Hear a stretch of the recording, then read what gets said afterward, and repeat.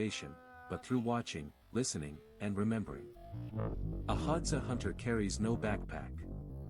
He brings no packed lunch, no canteen, and no GPS. He follows paths that are invisible to most, trails etched in the dust, snapped twigs, the faint scent of an animal's passing. The Hadzabe can identify more than 300 animal and plant species, not in theory but in lived reality. A bush is not just a bush, it is food, it is medicine, it is shelter, or it is nothing. Meanwhile, the women move in a different rhythm. Carrying wooden digging sticks and woven baskets, they set off in groups, often with children tagging behind. Their goal: tubers, berries, baobab fruit, and honey. The Hadzabe diet is impressively varied, and though hunting is dramatic, it's the gathered foods that make up the core of their daily sustenance. Digging for tubers, long, starchy roots, is a slow, methodical process. The women jab their sticks into the dry earth, feeling for resistance, then dig by hand. The tubers are peeled with the edge of a blade or a thumbnail and roasted over coals or chewed raw, their moisture and calories vital in the dry season. And then there is honey, a true prize. To find it, the Hadzabe rely on a remarkable partner, the greater honey guide bird. This small, unassuming bird literally leads people to beehives, a rare example of cooperative foraging between a wild animal and humans. The Hadzabe respond to the bird's call and follow it through the bush. In return for helping locate the hive, the honey guide is rewarded with wax and bee larvae once the people crack open the comb. It is a mutual relationship that has existed since time before memory. One that modern science is only beginning to understand.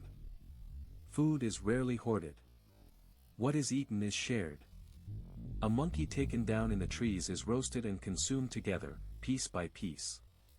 The idea of eating alone is foreign. The Hadzabe live communally in the truest sense. No one goes hungry so long as food exists within the group. But this rhythm is fragile. As the dry season stretches, the bush thins. Animals grow more cautious. Water sources dry up. Tubers burrow deeper into the earth. Survival requires adaptability, not tools or machines, but knowledge and patience. You must know when to move, where to walk, what to look for. You must understand the seasons not as numbers on a calendar but as shifting patterns in the birds, the color of leaves, the hardness of the soil. Their lifestyle is not simple. It is complex in a way modern convenience has dulled us to. To thrive in this environment, one must remember everything. How to make fire from sticks, how to identify a snake from its track, which branch bends without breaking, which tree bleeds healing sap. Despite the hardships, the Hadzabe laugh often. Their humor is quick and dry. There are jokes about missed shots, about the way someone eats, about a lazy morning. Children play with sticks and stones, they learn to climb before they learn to count. There is music, made with bows and clapping and voice, melodies that repeat across generations, unrecorded but never forgotten. Outsiders often assume such lives are lacking. That the Hadzabe need saving. But those who come with that mindset often leave changed. For in the Hadzabe's world, time is different. Success is measured not in money but in being full, in being alive, in seeing another sunrise. And yet, this balance is under pressure. Farming settlements now push close to their territory. Game animals grow scarce in fenced-in lands. Global warming shifts the reins. Tourism offers both opportunity and risk. Aid brings food, but also plastic. Schools teach Swahili, but the Hadzabe speak Hadzane, a language isolate spoken nowhere else on earth. How long can the rhythms hold? How long can a people survive in harmony with a land that is no longer left alone? Track, hunt, and successfully bring down a monkey, sometimes even a baboon, considered a rare and difficult catch due to its intelligence and speed. Once the hunt is complete, the group returns to a shaded area beneath the baobab trees. There, the animal is roasted over an open fire and shared equally among the hunters. There are no fridges, no leftovers, and no hierarchy at the fire. Everyone eats together, and the spoils of the hunt are distributed with fairness and laughter. Even children and elders are sometimes nearby, learning how this timeless rhythm of survival unfolds, day after day. This is not just about meat. It's about knowledge, respect, teamwork, and the understanding that food is a shared effort. Through close-up moments and honest, raw footage, you'll experience the sights and sounds of the hunt, quiet tracking through dry bush, the tension of an arrow being drawn, the soft snap of branches underfoot, and the jokes and laughter that come once the fire is lit. If you've ever wondered what it truly means to live off the land, with no electricity, no market, and no schedule, this glimpse into the Hadzabe way of life will stay with you. It's ancient, it's real, and it's happening right now. The Hadzabe do not build monuments. Their stories are not carved into stone, nor captured in ink. Their histories live instead in the soft hush of fire embers and the shallow grooves of ancient footpaths worn into dry earth. To understand their way of life, you must pay attention to what is not said aloud, what is handed down not in lectures but in gestures, a shared glance between a father and son as they kneel beside a fresh track, a woman humming an old tune that reminds the young ones when to harvest the mangongo nuts and when to let them ripen a few days longer. We ended the last section with a question: how long can this continuity endure? And to answer that, we must first understand the quiet strength behind the Hadzabe's endurance, the transmission of knowledge. For thousands of years, they have relied not on change, but on memory. Theirs is not a history of revolutions. It is a history of listening. The bow and the fire. To a Hadzabe hunter, the bow is not just a weapon. It is an extension of his memory. Each bow is handcrafted from a specific type of wood, often from the conifera tree, known for its flexibility and strength. The process is slow. The wood must be cut, soaked, and shaped over time. Then comes the sinew, strips of animal tendon dried and twisted into string, strong and elastic. The making of a bow is never rushed, because the hunter knows that a bow made in haste may snap in the bush, where failure can mean hunger. Then there are the arrows, and here the knowledge becomes more dangerous. Some arrows are tipped with sharpened bone or metal. These are for small game, birds, rabbits, squirrels. But for larger prey, the Hadzabe use poison. The preparation of this poison is one of the most closely guarded practices in their culture. The toxin is drawn from the larvae of the Diamphidia beetle, found burrowed under certain shrubs. The larva secretes a slow-acting poison, deadly if it enters the bloodstream. A drop the size of a fingernail can bring down a large antelope. The collection process is methodical. The poison is handled with respect, applied carefully to the arrowheads, and stored apart from other tools. Children are warned early: never touch the hunting quiver unless you are told to. There are no manuals, no safety posters, no formal instructors. There is only observation and repetition. Young boys follow older hunters, not speaking much. They learn by doing, how to stalk silently, how to gauge wind direction, how to move like a shadow. The forest becomes a schoolroom without walls. Every tree is a blackboard. Every sound is a lesson. And when a hunt is successful, the knowledge is celebrated not in grand declarations, but in small rituals: the careful skinning of the animal, the distribution of meat by order of age and status, the smoking of excess cuts for preservation. Even the fire used for smoking has its own logic. The type of wood selected, the length of drying, the wrapping of meat in leaves. Everything is done the way it has always been done, not out of stubbornness, but because the method works. Women, roots, and the threads of memory. While the men track and hunt, the women gather.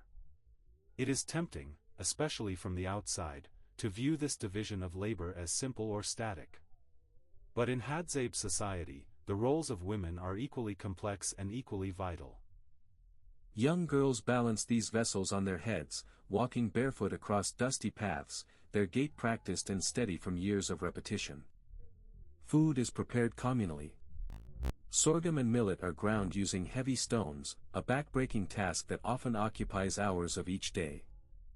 Flatbreads are baked in clay ovens, often built outside the home to avoid heating the interior. Goats and sheep are kept nearby, their droppings collected for fuel or fertilizer.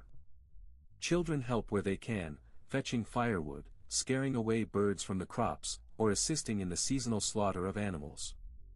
This was not a life of indulgence or luxury. It was a life built on repetition, continuity, and the small rituals of necessity. But it was stable, adaptable, and, perhaps most importantly, deeply connected to the land. Trade and the river highway. The Nile was not just a river, it was a road. Long before carts or camels carried goods across dry land, boats made of papyrus reeds and wooden planks ferried supplies, people, and ideas north and south. For the Nubians, this river trade brought prosperity and, occasionally, trouble. Gold was abundant in Nubia, particularly in the eastern deserts. It was mined with stone tools in narrow shafts that plunged into the red earth. Workers would chip at the rock for hours, then carry heavy baskets of ore back to be crushed, ground, and washed in the river. Gold dust, barely visible, was laboriously gathered and traded northward to Egypt. Ivory, incense, animal skins, and exotic animals, giraffes, leopards, even elephants, were also prized exports. In return, Nubians received pottery, oils, fine cloth, and beads from Egypt, and sometimes from as far afield as the Levant. But trade was not simply economic, it was cultural. Ideas, motifs, religious practices, and architectural styles flowed up and down the Nile. Temples in Nubia sometimes resembled those in Egypt, but always with local touches, darker stone, different gods, and inscriptions written in Meroitic or Old Nubian scripts rather than hieroglyphs. Trade may seem dull when viewed through spreadsheets and exchange rates. But in Nubia, it was the mechanism by which daily life slowly changed. A new bead from the north might adorn a bride on her wedding day. A jar of oil might soften skin made rough by sand. A sacred image might find its way onto a mud brick shrine. These small infiltrations of distant worlds brought change, yes, but always filtered through the slow sieve of local life. The kingdom of Kerma and everyday power. Around 2500 BCE, the Kerma culture began to consolidate into one of Nubia's earliest kingdoms. Its capital, also called Kerma, was a center of trade and administration, known for its monumental architecture built not of stone, but of painstakingly layered mud brick. The Western Tefufa, a massive step temple structure, rose above the surrounding plain, built brick by brick, each one placed by hand, each layer dried in the sun. It wasn't built in a. Young girls balanced these vessels on their heads, walking barefoot across dusty paths, their gait practiced and steady from years of repetition. Food is prepared communally. Sorghum and millet are ground using heavy stones, a back-breaking task that often occupies hours of each day. Flatbreads are baked in clay ovens, often built outside the home to avoid heating the interior. Goats and sheep are kept nearby, their droppings collected for fuel or fertilizer. Children help where they can, fetching firewood, scaring away birds from the crops, or assisting in the seasonal slaughter of animals. This was not a life of indulgence or luxury. It was a life built on repetition, continuity, and the small rituals of necessity. But it was stable, adaptable, and, perhaps most importantly, deeply connected to the land. Trade and the river highway. The Nile was not just a river, it was a road. Long before carts or camels carried goods across dry land, boats made of papyrus reeds and wooden planks ferried supplies, people, and ideas north and south. For the Nubians, this river trade brought prosperity and, occasionally, trouble. Gold was abundant in Nubia, particularly in the eastern deserts. It was mined with stone tools in narrow shafts that plunged into the red earth. Workers would chip at the rock for hours, then carry heavy baskets of ore back to be crushed, ground, and washed in the river. Gold dust, barely visible, was laboriously gathered and traded northward to Egypt. Ivory, incense, animal skins, and exotic animals, giraffes, leopards, even elephants, were also prized exports. In return, Nubians received pottery, oils, fine cloth, and beads from Egypt, and sometimes from as far afield as the Levant. But trade was not simply economic, it was cultural. Ideas, motifs, religious practices, and architectural styles flowed up and down the Nile. Temples in Nubia sometimes resembled those in Egypt, but always with local touches, darker stone, different gods, and inscriptions written in Meroitic or Old Nubian scripts rather than hieroglyphs. Trade may seem dull when viewed through spreadsheets and exchange rates. But in Nubia, it was the mechanism by which daily life slowly changed. A new bead from the north might adorn a bride on her wedding day. A jar of oil might soften skin made rough by sand. A sacred image might find its way onto a mud brick shrine. These small infiltrations of distant worlds brought change, yes, but always filtered through the slow sieve of local life. The kingdom of Kerma and everyday power. Around 2500 BCE, the Kerma culture began to consolidate into one of Nubia's earliest kingdoms. Its capital, also called Kerma, was a center of trade and administration, known for its monumental architecture built not of stone, but of painstakingly layered mud brick. The Western Defufa, a massive step temple structure, rose above the surrounding plain, built brick by brick, each one placed by hand, each layer dried in the sun. It wasn't built in a. The Nile flows softly through the sands of northern Sudan, a quiet mirror to the cacophony of Egyptian fame just upstream. While the world remembers the pharaohs, pyramids, and dynasties of Egypt, the lands to the south, known to the ancients as Nubia, have often slipped quietly into history's shadows. And yet, the Nubians built kingdoms that endured for centuries, rivaled Egyptian power, and left behind a legacy etched in mud brick, cattle herding, gold mining, and slow, daily labor beneath a scorching sun. This is not the story of great battles or legendary rulers, though Nubia had both, but of the daily, repetitive, and often overlooked aspects of ancient life, the drawing of water, the tending of goats, the baking of sorghum bread in clay ovens, and the plastering of homes by hand. This is the boring, beautiful rhythm of the ordinary lives that built and sustained one of Africa's least understood ancient civilizations. Nubia before the kingdoms. Long before the kingdom of Kush rose to prominence in the 8th century BCE, Nubia had been home to culture stretching back over 6,000 years. Archaeologists refer to them as the A group, C group, and Kerma cultures, designations given by scholars who often found their remains buried beneath centuries of Nile sediment. The land was not empty nor primitive.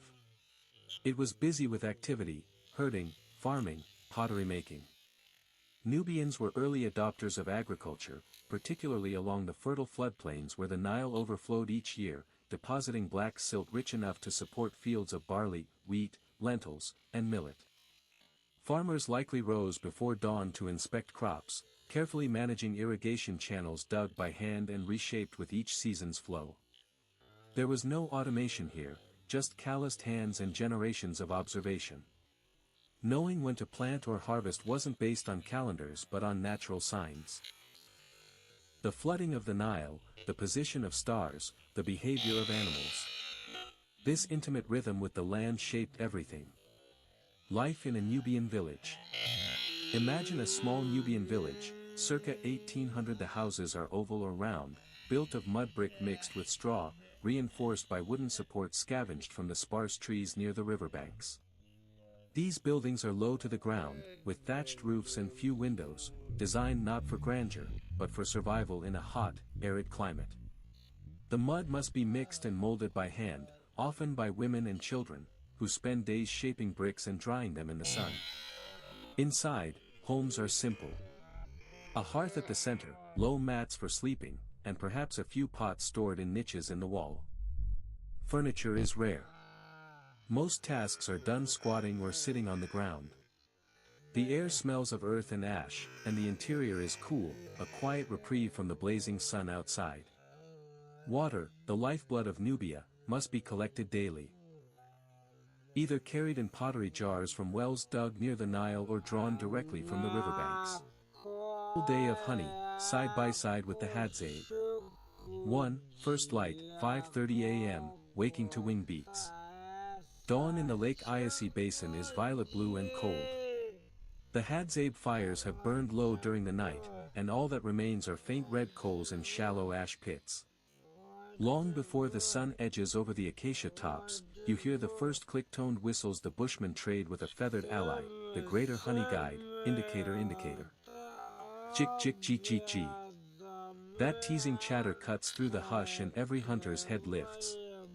The bird is announcing it has found a hive, now it wants to hire humans to break it open. 2. The pact with a bird, 6:15 a.m., setting off. No written contract is older than this pact. The Hadzabe give the honey guide the wax and leftover comb, the bird gives the tribe calories they cannot reach without rope ladders or axes. A quick breakfast of baobab fruit pulp and a swig of smoky water from a goatskin bag, and the party of 4 men, 2 boys, and a grandmother, the clan historian, slips into the thorn scrub barefoot. Gear, a single stone-headed axe, 3 sinew-backed bows, a tinder pouch of dried grass, and little else. Navigation, entirely by ear. When the honey guide flits ahead it pauses on a branch, flutters its wings, and calls until the men catch up. If the humans dawdle, it sulks and disappears. 3. Trail craft, 7:30 a.m., reading invisible ink. While following the bird you learn to read an alphabet most outsiders never notice. Sign what it means. A fresh scratch spiraling a baobab trunk. Honey badger tried that hive last night, bees still angry.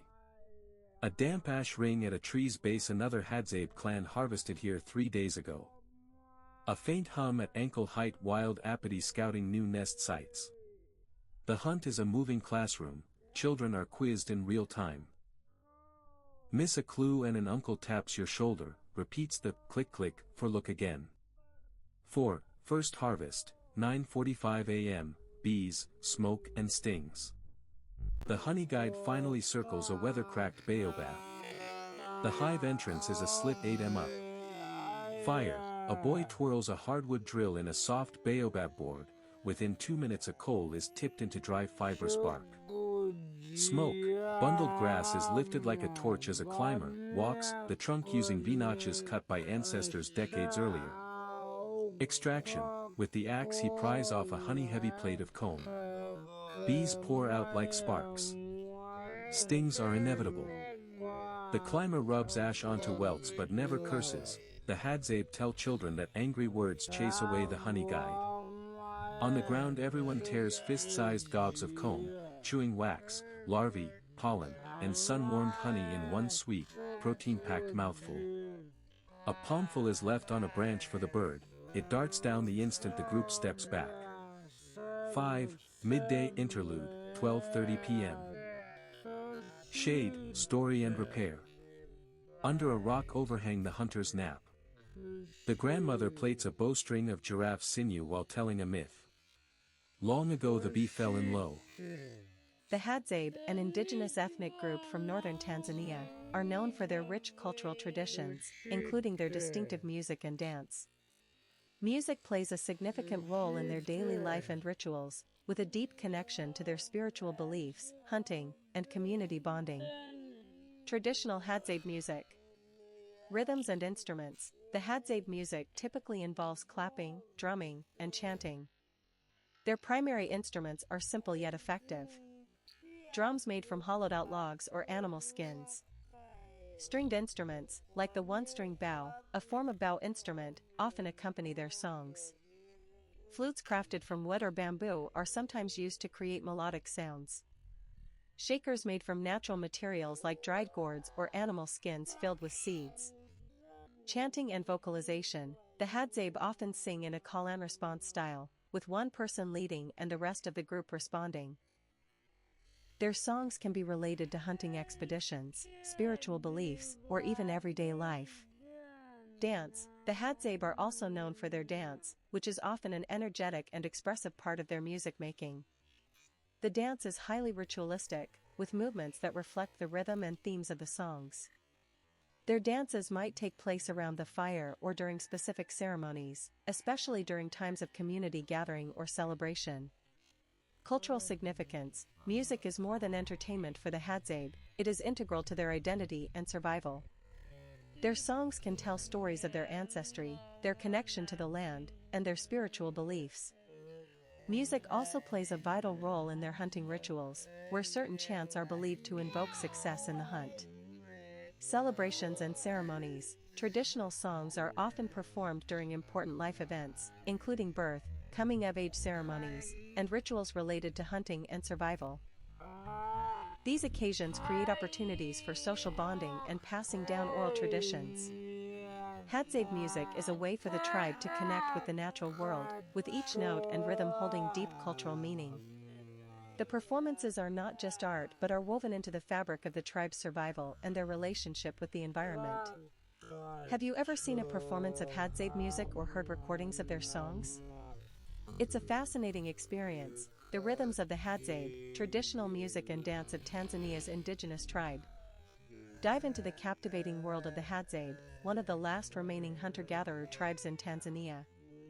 In this exploration, we uncover the heart of their culture through music and dance, two essential elements of their daily life.